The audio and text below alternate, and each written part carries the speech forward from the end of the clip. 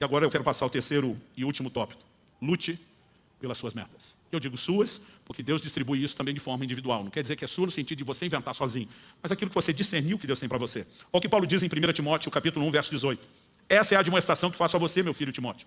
Segundo as profecias que anteriormente foram feitas a respeito de você, que, firmado nelas, nessas profecias, você combata o bom combate. O que Paulo está dizendo para Timóteo? Você recebeu palavras proféticas. Deus sinalizando o que Ele quer fazer na sua vida através de você. Então, firmado no que você ouviu, e entende, consegue reconhecer, ter clareza de discernimento, que é Deus sinalizando, lute por isso. Quando Ele está dizendo lute por isso, o que Ele quer dizer? Não é porque Deus falou ou prometeu, que Ele vai fazer tudo sozinho. Se Deus fizesse tudo sozinho, não precisava nem falar ou prometer. Era só a gente esperar Ele fazendo e as coisas aconteceriam por si mesmo.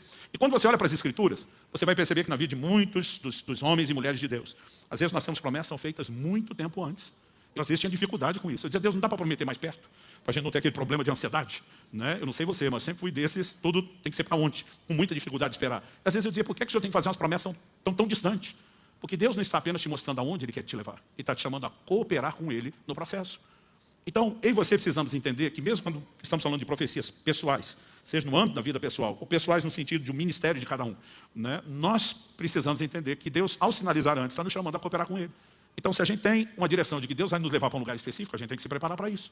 Eu lembro de um camarada, né, eu não tinha ainda 20 anos de idade, e a gente conversando, ele ficou impressionado com o tempo que eu gastava, estudando a Bíblia, não só a Bíblia, outros materiais de consulta e referência. Ele falou, por que você gasta tanto tempo nisso? Eu falei, porque Deus me chamou para pregar a palavra. Ele falou, eu tenho o mesmo chamado, mas se Deus me chamou, Ele vai me capacitar. Até hoje ele nunca saiu do lugar, não fez diferença nenhuma por reino de Deus.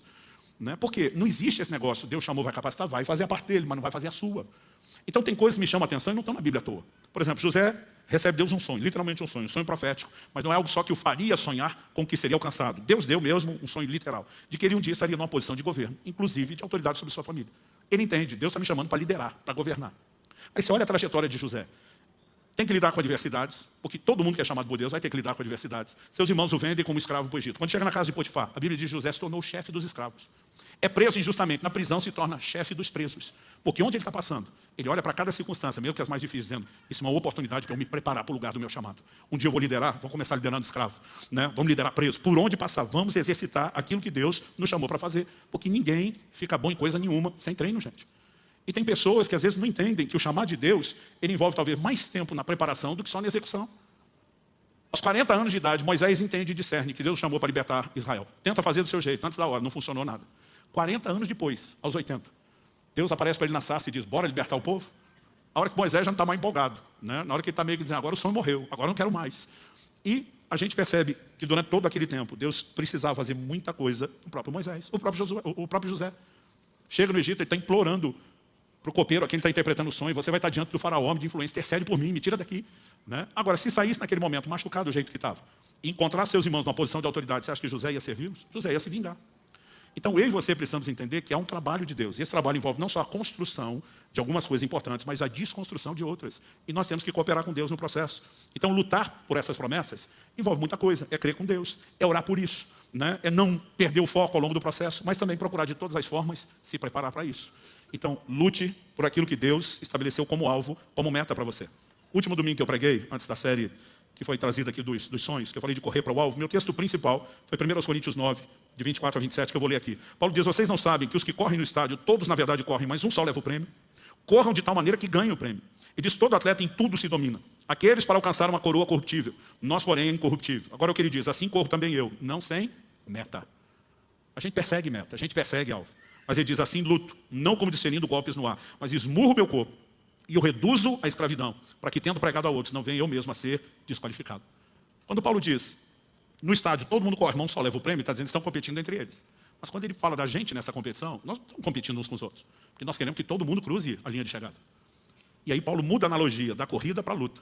Né? E aqui ele não está falando da luta greco-romana, está falando do que foi, né, a competição precursora do que hoje é a modalidade do boxe, do pugilismo. Ele está dizendo assim, luto eu, não dando golpes do ar, mas ele diz, eu esmurro meu corpo. Algo que eu tenho aprendido. Enquanto estamos perseguindo metas, nós vamos ter que lutar com a nossa carnalidade.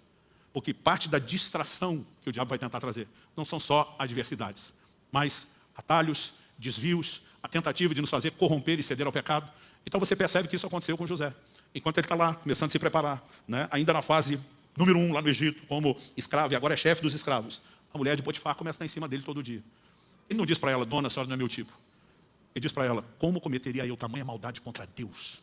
Ele disse, a senhora acha que eu vou aprontar com Deus, porque a senhora é atraente, a senhora está muito enganada. Paulo dizia, eu esmurro meu corpo, eu não vou deixar essa carne entrar no controle. Ele diz para que depois de ter pregado a outra, você não venha a ser desqualificado. Né? Paulo está dizendo, o que adianta eu apresentar a verdade? Daqui a pouco eu mesmo ser incoerente na verdade que eu tinha que estar praticando como exemplo. Então, nessa luta, querido, a gente não luta apenas orando, a gente não luta apenas crendo, a gente não luta apenas suportando a adversidade, a gente não luta apenas se preparando, mas a gente luta mantendo a carne sob rédea curta. Algo que eu aprendi na adolescência, a carne não converte. Tem que ir para a cruz todo dia. Tem que ser massacrada a miserável da carne, porque senão ela vai nos tirar do cumprimento do plano e do propósito de Deus. Quem está entendendo? Gerhard Boehme diz, quando você tem uma meta, o que era um obstáculo passa a ser uma etapa de um dos seus planos. Né? Eu e você precisamos entender isso quando as adversidades surgirem. Né? O que nós temos são desafios que vão nos preparar, que vão nos tornar melhores para um dia cumprir plenamente aquilo que Deus tem para nós. Davi diz, antes de encarar o Golias, eu estou treinando faz tempo. Eu já enfrentei urso, eu já enfrentei leão. E eu costumo dizer às pessoas, antes de derrubar gigante em público, você vai ter que derrubar muito urso e leão no secreto. Você vai ter que ter outras vitórias lá no secreto, antes de começar a vencer em público. E parte dessa luta, parte dessas vitórias, né, não são apenas contra inimigos externos. Nós precisamos aprender a manter essa carne massacrada. E eu quero encorajar você, persiga as metas e os alvos. Né? Entenda, o alvo primário está lá e tem que ser visto como primário. Eu vejo gente que em nome de, eu preciso ser feliz, ele está jogando fora uma alegria eterna toda por causa de um subalvo, que no fim das contas ele não vai alcançar coisa nenhuma. Mas mantendo os olhos no alvo primário, Jesus como autor e consumador da nossa fé, nós também precisamos entender que há algumas metas que talvez vão vir no âmbito pessoal, quer seja a vida pessoal ou ministerial. Nós vamos ter que cuidar com as distrações, vamos ter que lutar por isso tudo. Mas eu queria encerrar de uma forma prática, tentando te sugerir algumas coisas. Né? A primeira delas, comece escrevendo aquilo que você já sabe que Deus tem para a sua vida. A gente nunca sabe tudo. Deus diz para Abraão, vai para uma terra que eu ainda te mostrarei. Traduzindo, enquanto você está indo, eu vou mostrando. A Bíblia diz que a vereda do justo é como a luz da aurora, Provérbios 4:18. Vai brilhando mais e mais até ser dia perfeito. Então tinha coisa que lá, enquanto solteiro, eu entendia o resultado final, onde ia chegar. Mas não entendia processos. E muitas vezes as etapas, elas vão sendo reveladas ao longo da caminhada. Mas aquilo que nós já temos, né, de clareza agora, precisa ser sinalizado. Eu uso a expressão escrever. Né? Mas eu sempre tentei me manter consciente disso de diversas formas, seja escrevendo, seja compartilhando com aqueles que são mais próximos, né? Porque a gente precisa ter um senso de direção. Agora, siga também orando por aqueles desdobramentos ou alvos que você ainda não conhece.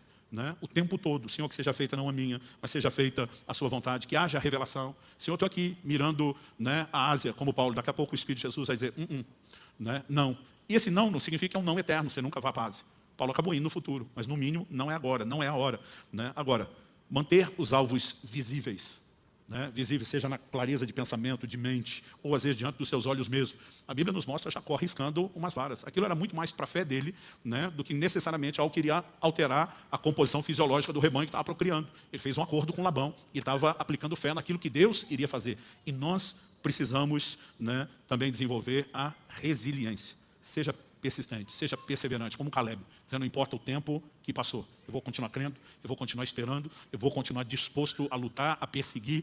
Né? Nós precisamos desenvolver isso. Thomas Edison, aliás, não sei se você sabe, que a criação da lâmpada eletrônica que nós temos hoje, ela levou cerca de 1000 tentativas.